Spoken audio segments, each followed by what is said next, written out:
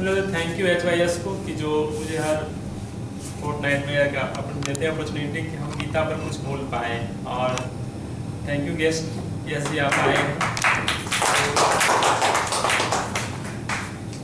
आज जो गीता का श्लोक है वो गीता का दूसरे अध्याय का है।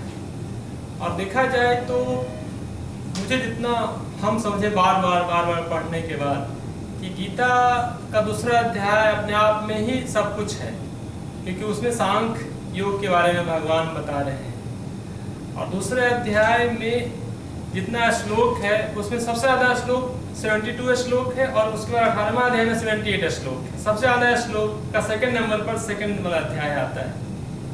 तो मुझे ऐसा लगता है कि भगवान दूसरे अध्याय में जो भी अर्जुन को बतलाए हैं उसको सिर्फ एलोबरेट कर रहे हैं बाकी जगहों पर, क्योंकि पहला जो चैप्टर है उसमें अर्जुन को बोलने के लिए छोड़ दिया गया है कि आप जो भी आपको प्रॉब्लम है, आप युद्ध नहीं लड़ना चाहते हैं, क्यों नहीं चाहते हो, उसको तुम बोल लो भाई, क्या तुम्हारे मन में जितना भी बात है तुम बोल लो। तो यहाँ भगवान ये भी कहना चाह रहे हैं कि यदि आदमी कोई भ्रम में है या प्रॉब्लम में है तो उससे पहले सुन लीजिए, आप जितना उसके अंदर की बातों को है सुन लीजिए। तो पहला अध्याय में भगवान सुनते ही रहे हैं, कुछ नहीं बोले। और सेकेंड अध्याय में भगवान का बोलना शुरू हुआ है। और यहाँ भी एक साइकोलॉजिकल पार्ट है कि जैसे ही भगवान ने बोलना शुरू किया तो सबसे ज्यादा प्रहार उसी वक्त किए। इसका मतलब है कि यदि कोई प्रॉब्लम में है तो उसको धीरे धीरे नहीं ठीक कीजिए, पहला ही एक ऐसा प्रहार कीजिए कि उसको लगे कि हाँ यार हमने गलती किया है। भगवान एकदम बोलते हैं कुतस्तवा कस्मल मिदम विस्मय समुपस्थितम अनार्य दुष्टाम स्वर्गम अकीर्ति करम अर्जुन। जब आप किसी पर नाराज होते हैं ना, आप उसको नाम लेके ना पुकारते हैं। तो ये भगवान अर्जुन वर्ड बोले हैं। ये आज श्लोक नहीं है, लेकिन ये शुरुआत दूसरे अध्याय का, मतलब भगवान कृष्ण का एंट्री इसी श्लोक से है गीता में, जो अभी हम बोल लेते थे। लेकिन आज हमारा है दूसरे अध्याय का 63 नंबर का श्लोक, क्योंकि विदित जी बोले कि एक ऐसा श्लोक लेकर के आइएगा जो हमें कुछ जीवन में एडमिनिस्ट्रेशन या हमें जीवन में प्लानिंग की तरफ इंडिकेट करता हो। ऐसे तो पूरा गीता ही प्लानिंग को ही रिप्रेजेंट करता है, लेकिन उसमें से किसी एक को चुनना बहुत डिफिकल्ट पार्ट है। इसमें भगवान बोलते हैं क्रोधा भक्ति सम्मोहा सम्मोहात स्मृति विभ्रम स्मृति भ्रंशात बुद्धि नाशो बुद्धि नाशात्य प्रणश्यति।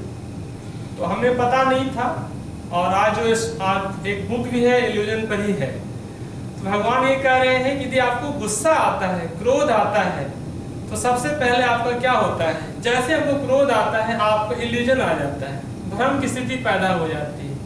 आपको पता ही नहीं चलता है कि हम किस पर क्रोध कर रहे हैं, आप भ्रम में आ गए। देखिए रोड पर क्या होता है, जरा सा लड़ाई हुआ, किसी से आपका जरा सा गाड़ी आगे पीछे सट गया या कुछ हो गया, सिंपल सा बात है, लड़ाई होने लगा, आदमी दूसरे में देख लेंगे, हम सिंपल देख लेंगे तुमको। अरे भाई सही रूप में नहीं देखे हो, यदि तुम उसको देख लिए होते तो ऐसा बात नहीं बोलते कि आदमी है, उसका कहाँ तक पहचान है, कहाँ तक पहुंच है, हम जिसको बोल रहे हैं तो पता नहीं क्या कर सकता है। सिंपल एक टूटी फूटी गाड़ी में देख के तुम समझ ले कि पता नहीं सिंपल आदमी है, लेकिन पता नहीं कहाँ तक उसका पहुंच है। तो हम देख लेंगे वर्ड खूब यूज करते हैं हम भारतीय लोग। जैसे गुस्सा आता है हम देख लेंगे, बेसिकली आप नहीं देखते हैं क्योंकि आप इल्यूजन में रहते हैं। तो क्रोधा भक्ति सम्मोहा सम्मोहात स्मृति विभ्रम। तो आपको जैसे ही इल्यूजन आता है ना, तो आपका डिस्क्रिमिनेटिव पावर खत्म हो जाता है, आप नहीं कर पाते हैं कि क्या सही है क्या गलत है। और उसके बाद आपका मेमोरी लॉस होने लगता है, मेमोरी आपका चला जाता है, मेमोरी से आपका इंटेलिजेंसी चला जाता है। तो जैसे आपका मेमोरी गया तो आप डिस्क्रिमिनेट नहीं कर पाते हैं गलत और सही का। तो ये श्लोक ये कहता है कि आपको गुस्सा बिल्कुल नहीं करना है। आपको पता ही नहीं है कि हम इस पर जो देख लेंगे वर्ड इस प्रकार का यूज कर रहे हैं ना, ये जाकर के आगे कितना भारी नुकसान मुझे क्रिएट कर सकता है। तो ये जीवन में क्रोध पर हमें काबू करना है। क्रोध लोभ मोह मद इस प्रकार के भगवान बहुत सारी चीजों को बोले हैं। इसमें क्रोध सबसे पहला है, सबसे पहला है एंगर, क्रोध कर लेना। तो ये हमें जितना भी इससे हम दूर रहेंगे ना उतना ही जीवन में अच्छा कर पाएंगे। और जब हम क्रोध कर रहे हैं ना तो मुझे पता होना चाहिए कि किस पर हम कर रहे हैं।